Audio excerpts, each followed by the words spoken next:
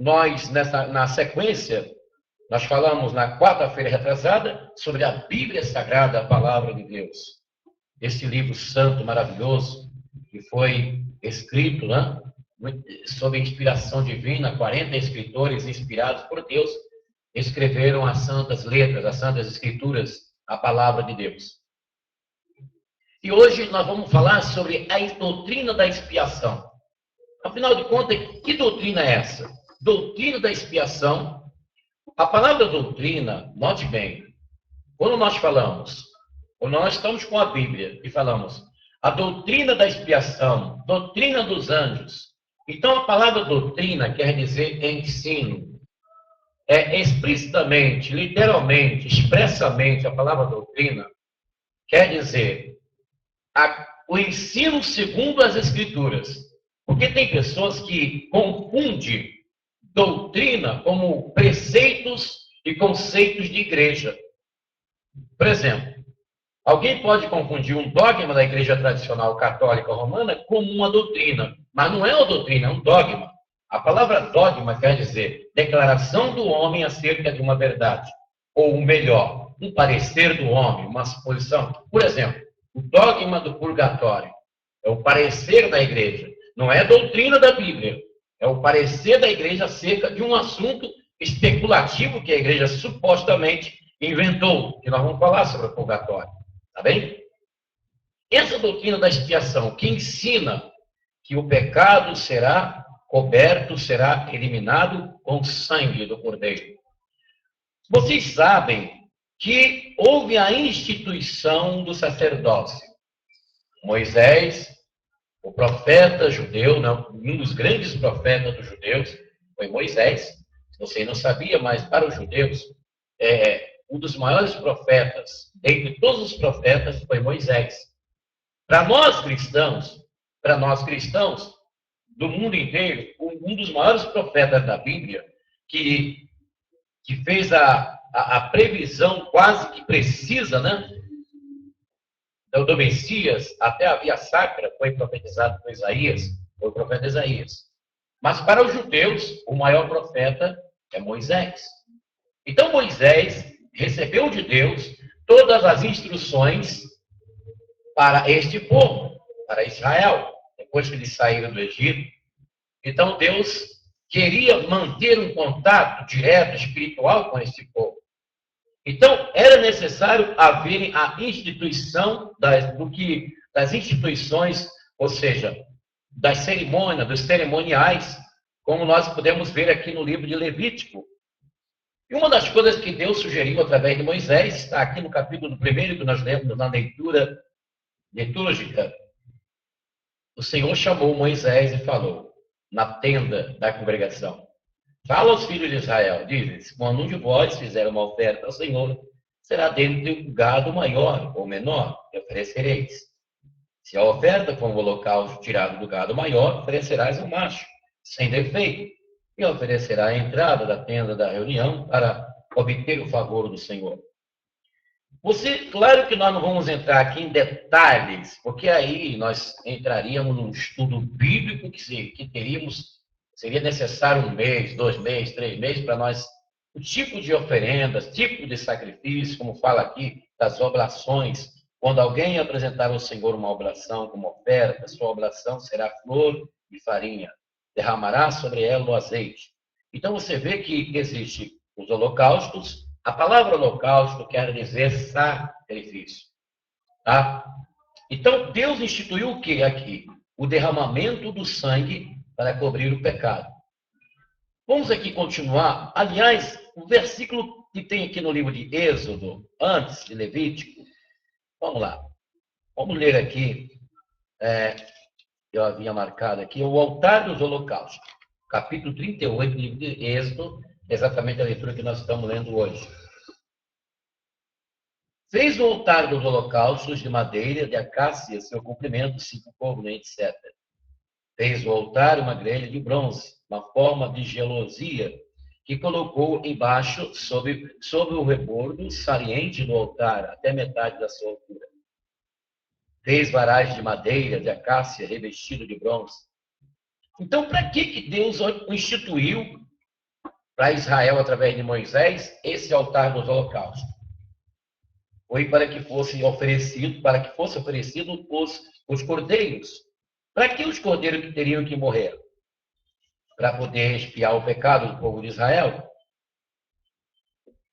Agora é interessante notar que esses cordeiros, pessoal, prefigurava Jesus. Porque neste momento aqui, Jesus ainda não tinha nascido. Era o quê? Muito tempo, muito antes do nascimento de Nosso Senhor. Israel tem mais de 5.000 anos. Aqui foi um tempo de uns 2.000 anos, praticamente, antes de Jesus Cristo nascer, quando eles estavam fazendo isso aqui, prefigurando. Agora, uma coisa que nós observamos aqui é que no tempo em que Israel estava fazendo este sacrifício, existia religiões também oferecendo animais aos deuses. E aí agora, como explicar isso aí, hein? Religiões pagãs que ofereciam animais para os deuses. E agora Deus orienta Moisés para que o povo fizesse uma coisa similar aos pagãos, às nações pagãs, para ele.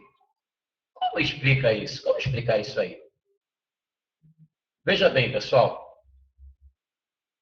Deus não poderia inventar nada. Deus não poderia inventar uma outra situação. A situação era prefigurando o Jesus Cristo que haveria de vir. Você pode notar que quando nosso Senhor, Jesus Cristo, foi ao encontro de João Batista para ser batizado por Jesus, o nosso Senhor foi ao encontro de João Batista para nosso Senhor ser batizado por João Batista, aí João Batista disse assim, olha aí, eis aí o Cordeiro de Deus que tira o pecado do mundo. Por que João Batista falou assim, eis aí o Cordeiro de Deus que tira o pecado do mundo? Porque existia na mente dos judeus isso aqui que nós estamos falando.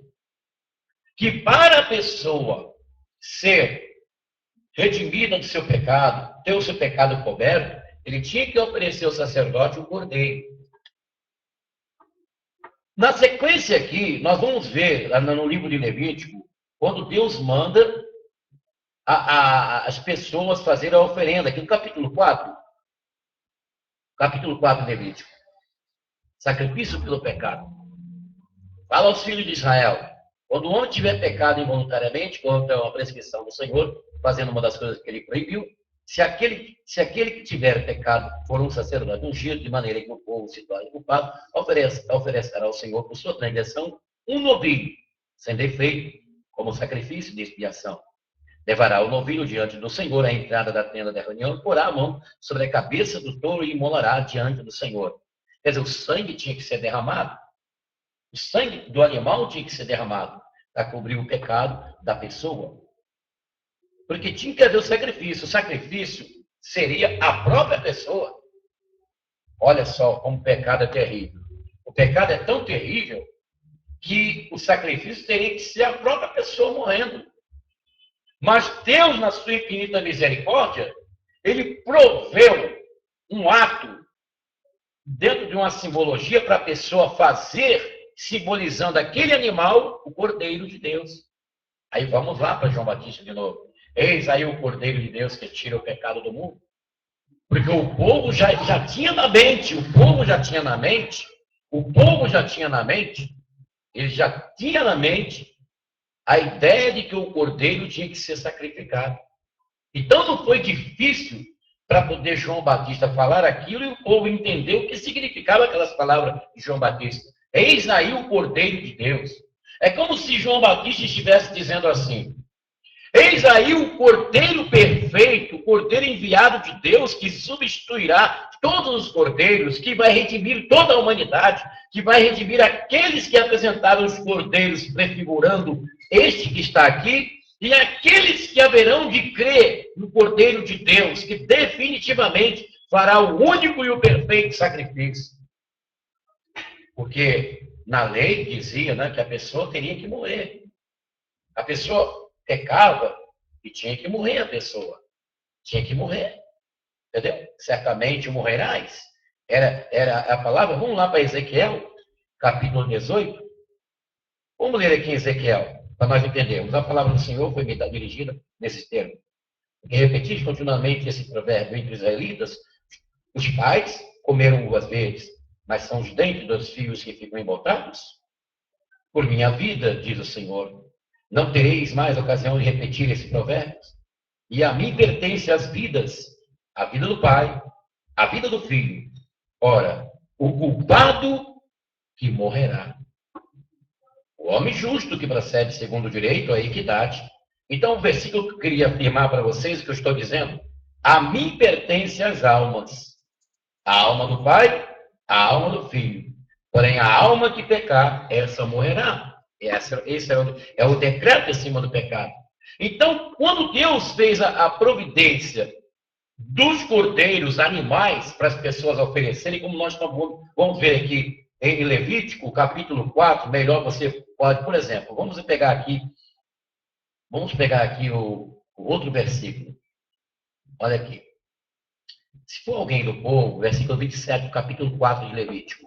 Se for alguém do povo que pecou involuntariamente, cometendo uma ação proibida por um mandamento do Senhor, tornando-se assim culpado, quer dizer, ele teria que morrer, está entendendo, pessoal? Ele teria que morrer, como nós lemos lá em Ezequiel capítulo 18. Aí, prosseguindo, trará para sua oferta uma cabra sem defeito, pela falta cometida, logo que tiver tomado consciência de seu pecado. Porá a mão sobre a cabeça da vítima, oferecida pelo pecado, e imolará no lugar onde se imolam os holocaustos. Em seguida, o sacerdote molhará o dedo no sangue da vítima e o porá sobre os chifres do altar do holocausto, derramando o resto ao pé do altar. Era um ritual, pessoal. Era um ritual muito grande. E você pode pensar assim, poxa, mas tinha que ter isso tudo para poder ter a pessoa coberta de pecado? Sim. Por isso que hoje podemos dizer que nós estamos na dispensação da graça. Por isso que hoje nós podemos dizer as mesmas palavras que Paulo diz nas epístolas, né? Na epístola aos Efésios, capítulo 2, versículo 8. Pela graça sois salvos por meio da fé. Isto não vem de vós, é dom de Deus. Não vem das obras para que ninguém se glorie. Quer dizer, Paulo, parafraseando dentro de uma, vamos fazer assim, dentro de uma analogia bíblica, dentro de uma analogia, Paulo, ele estava contextualizando este assunto da graça com os acontecimentos anteriores no tempo de Moisés, como se ele estivesse dizendo assim para a igreja de Efésios, para a igreja dos Efésios. Como se ele estivesse dizendo assim, meus irmãos, pela graça sois salvos. A graça é o favor imerecido de Deus. Vocês agora não precisam mais oferecer um cabrito, vocês não precisam mais ir ao sacerdote, porque o sacrifício perfeito foi realizado. Basta vocês crerem e seguirem o Senhor Jesus e praticar a justiça, praticar o amor, como diz a palavra de Deus. É interessante notar que esse sacrifício era um sacrifício muito complicado que o sacerdote tinha que fazer. Segundo as informações que nós temos aqui, no livro de Êxodo fala sobre a pia de cobre. O sacerdote tinha que se lavar na pia de cobre para poder entrar no lugar santíssimo, no lugar santo dos santos, dentro do tabernáculo. Esse lugar santo dos santos era um lugar onde se guardava a arca do concerto. A arca do concerto, pessoal, era o local, era um compartimento mais ou menos dessa largura, assim, pouco mais comprido que esse altar, mais ou menos 2 metros, né? E ali dentro da arca continha o cajado de Moisés, aquele que ele usara para o povo passar lá no Mar Vermelho. Tinha a réplica do maná que Deus concedeu ao povo de Israel lá no deserto. O maná. Porque quando o povo atravessou o Mar Vermelho, eles passaram 400 anos lá no Egito, e quando eles passaram o Mar Vermelho, eles passaram 40 anos no deserto antes de chegar na terra de Canaã. Esse povo sofreu muito. Esse povo teve um sofrimento terrível. Às vezes você sofre aí um pouquinho, tem umas lutinhas aí, começa a chorar, começa a gemer, começa, meu Deus, tem de misericórdia, mas se você ler a história de Israel na Bíblia, você vai ver que Israel, que nós não sofremos nem 10%, nem 5% do que esse povo sofreu. Esse povo sofreu, eles sofreram muito. Então Deus mandou Moisés colocar na arca o decágulo. Decágulo, que era os 10 mandamentos de pedra, não? Onde Deus escreveu os 10 mandamentos. Ficar ali dentro da arca. A arca representava o quê? A presença de Deus. Deus se manifestava para Israel na arca. O conceito. Essa arca, ela tinha 2 querubins, 2 anjos de asas abertas, um olhando para o outro. Essa recomendação, Deus instruiu Moisés no Monte Sinai como tinha que ser feita aquela arca, que era um símbolo da presença de Deus muito forte para Israel. O sacerdote, para poder fazer a expiação do pecado das pessoas, do povo de Israel, ele, para entrar naquele local, e ali não podia entrar ninguém, pessoal. Nem rei, nem escriba, nem legislador, nem sacerdote. Aliás, nem a família de sacerdote, porque o sacerdote só poderia ser da tribo de Levi. E esse primeiro sacerdote foi Arão, irmão de Moisés. Para ele entrar, para fazer a expiação do pecado do povo, a Bíblia nos informa que as roupas do sacerdote Arão tinham cordas. Porque se porventura o sacerdote morresse lá na presença de Deus, na presença da arca, no Santo dos Santos, ninguém podia entrar lá para tirar o cadáver. Tinha que puxar de corda o cadáver do sacerdote. A coisa era muito séria. A reivindicação era muito séria. Hoje as pessoas, às vezes, para seguir o Senhor Jesus Cristo, acham difícil. É muito difícil servir a Jesus. Nós temos que estar ali em oração. É uma batalha, é uma luta, é uma perturbação, é a perseguição do inimigo. Gente, nós estamos na dispensação da graça. Se você comparar com a dispensação da lei, se tem que comparar com esse tempo aí, nós estamos numa bênção muito grande. Porque era difícil as coisas. Entendeu? Hoje você crê no Cordeiro de Deus que fez o sacrifício. Naquele tempo eles tinham que oferecer. Imagine, se hoje nós tivéssemos que oferecer cordeiros, animais, pelos nossos pecados. Aí todos nós teríamos que nos transformar em reis e rainhas do gado. Cada um de nós aqui teríamos que comprar uma fazenda e ser o rei do gado, a rainha do gado. Por quê? Quantos cordeiros que teríamos que sacrificar? Imagine. O negócio era difícil, era complicado. Então ninguém podia entrar ali. E o sacerdote derramava o sangue para expiar o pecado das pessoas. Bom, no Novo Testamento, que é a segunda parte da Bíblia, né? No Novo Testamento nós vamos ver Nosso Senhor cumprindo assim a vontade do Pai, né? A vontade do nosso Deus, quando ele derramou o seu sangue lá na cruz. O sangue de Jesus Cristo foi derramado. Lá no livro do Evangelho, segundo escreveu São João, diz que soldados de Pilatos foram lá e colocaram a lança no corpo do Senhor, para ver se ele já estava morto. E a Bíblia diz que saiu sangue e água do corpo de nosso Senhor Jesus Cristo.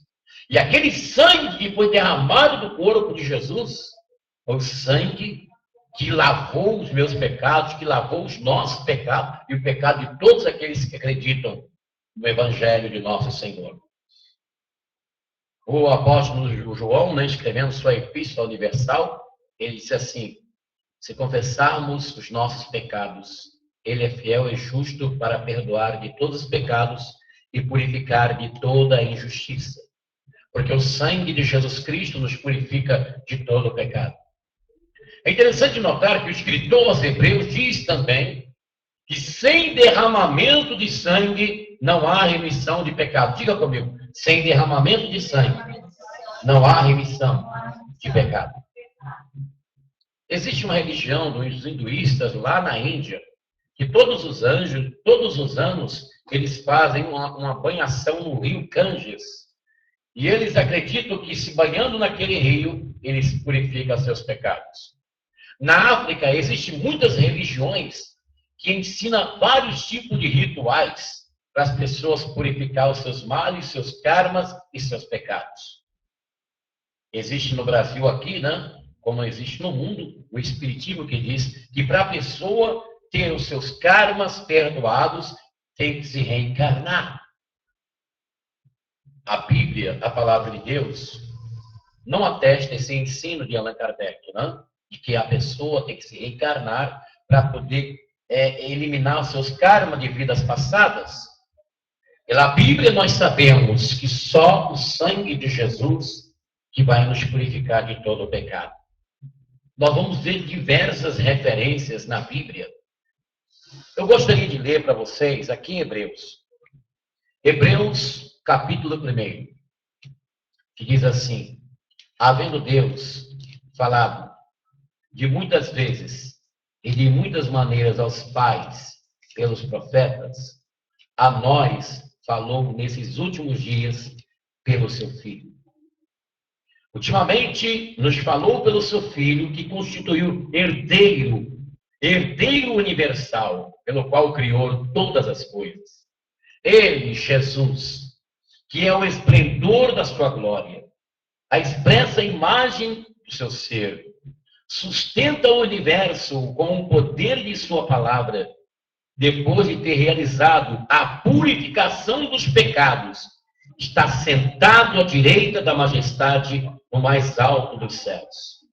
Tão superior aos anjos quanto excede deles o nome que herdou. Diga graças a Deus.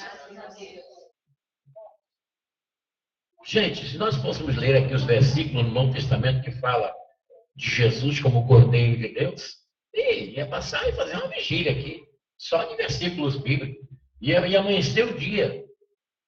Então, ele derramou o seu sangue. As testemunhas de Jeová, eles ensinam que a pessoa não pode fazer uma transfusão de sangue, porque o sangue de pecador não pode penetrar na veia de outra pessoa que é adepto da seita de Charity Rússia de Rutherford. Eles estão certos em falar sobre isso? A transfusão de sangue é contestada na Bíblia? Não. A Bíblia ensina no livro de Atos dos Apóstolos que a pessoa não pode comer o sangue. Comer sangue, carne com sangue, é proibido para nós. Deus não permite que nós façamos isso. Comer carne com sangue. Agora, a transfusão de sangue, não. A Bíblia não condena isso. Alguém pode dizer assim, mas não é a mesma coisa? A transfusão e comer o sangue, não é a mesma coisa. Não é a mesma coisa. A transfusão está dando vida, entendeu? E Deus não aceita a pessoa comer sangue de animais, né? De animais, carne sufocada, por exemplo. Essas comidas que o pessoal come por aí, até em restaurantes, que tem sangue no meio, Deus condena isso aí. Agora, a transfusão de sangue humano para outro humano, não existe na Bíblia contestação. E num caso, eu pude assistir um caso que aconteceu lá no Rio de Janeiro, deu até na imprensa do Rio, um caso de uma família que o filho foi internado no hospital, Getúlio Vargas, e precisou de uma transfusão de sangue urgente para poder ser salvo, né? E aí, pela família pertencer ao salão das testemunhas de Jeová, da seita Testemunha de Jeová, então a mãe e o pai foram no hospital e proibiu que o médico fizesse essa transfusão de sangue. E aí o médico chegou e disse, olha, então a criança vai morrer. Aí a mãe disse assim, eu prefiro minha criança morta do que com sangue de pecador na veia do meu filho. E a criança morreu. E houve uma grande reportagem sobre este assunto, uma grande contestação contra aquela família que não permitiu a transfusão de sangue no menino, e o menino acabou morrendo. A Bíblia não existe na Bíblia essa crença, esse ensino das pretensas testemunhas de Jeová, de que a pessoa não pode fazer, que a pessoa é proibido fazer a transfusão de sangue. Entendeu? Agora, o que a Bíblia proíbe é a pessoa comer sangue de animais. Agora você entendeu que os sacrifícios que eram feitos no Antigo Testamento prefiguravam o Cordeiro que haveria de vir.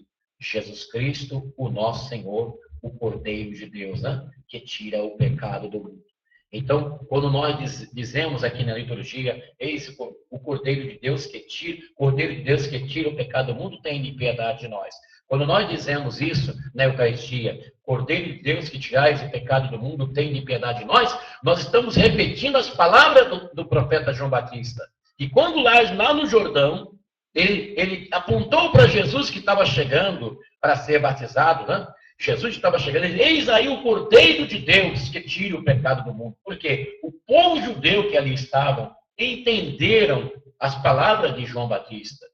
Porque como se João Batista estivesse dizendo, eis aí o Cordeiro que definitivamente purificará os nossos pecados. Eis aí o Cordeiro esperado, o Cordeiro enviado de Deus para remir os pecados da humanidade.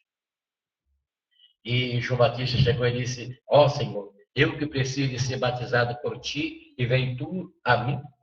E Jesus disse, deixe-me por agora, porque convém cumprir toda a justiça. E Jesus foi batizado, né? No nosso lugar.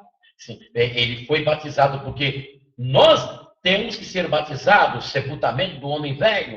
Isso quer dizer batismo, né? Sepultamento. É o sepultamento do homem velho para ressurgir uma nova criatura. Jesus não precisava disso, mas como ele estava nos substituindo, ele se colocou ali na vontade de Deus para cumprir a justiça. Sangue do Senhor foi derramado para cumprir a justiça de Deus e remir os nossos pecados. Diga comigo, graças a Deus. Que Deus nos abençoe e que possamos permanecer firmes, olhando para Jesus, o autor e consumador da nossa fé, o Cordeiro verdadeiro que fez o sacrifício eterno e perfeito para nos livrar de todo o mal. Bom, essa história que nós contamos aqui, lendo o livro de Levítico, alguns versículos do Êxodo, falando sobre o derramado sangue do Cordeiro animal, prefigurando o Cristo, o Cordeiro de Deus. Isso está ligado a uma nação, chamada Nação de Israel. Afinal de contas, o que é Israel? Que povo é este? O povo de Israel. Essa nação, o que ela significou para Deus e o que hoje a nação de Israel significa para Deus. Você sabe que existe parte do povo judeu que são contra os cristãos, vocês sabiam? Existe parte do povo judeu que são contra os cristãos. Ora, se eles são contra o cristão, então este povo judeu, do dia de hoje, 2013, o que este povo significa para Deus? Por que Deus separou a nação de Israel dentre as nações? Afinal de contas, quem é Israel? Próxima quarta-feira, nós vamos falar sobre esta nação, que tem uma expressividade, um significado muito profundo no contexto mundial e da história das profecias bíblicas. Próxima quarta-feira nós falaremos sobre Israel. Essa é uma transmissão diretamente do Santuário Yahvé, de Santo Amaro, São Paulo, capital, e fica localizada na rua Desembargador Bandeira de Melo, 513, onde nós estamos no plantão espiritual de atendimento, atendendo o povo que precisa da ajuda de Deus. Que o Senhor abençoe você que é da Zona Sul de São Paulo, você que é daqui da capital, e pode participar conosco das celebrações de libertação nas sextas-feiras, 9, 13 e 18 horas. Pode também mandar o seu e-mail para missãoiavé@gmail.com. A qualquer momento eu estarei por aqui trazendo a palavra de Deus para o seu coração, em nome de Jesus, o nosso Senhor, e nós vamos prosseguir por aqui pela Justiça TV, abençoando a sua vida, abençoando aqueles que estão ligados conosco. Este é o nosso site na internet, www.missãoiavé.com.br. Deus te abençoe. Até o próximo encontro, em nome de Jesus, o nosso Senhor.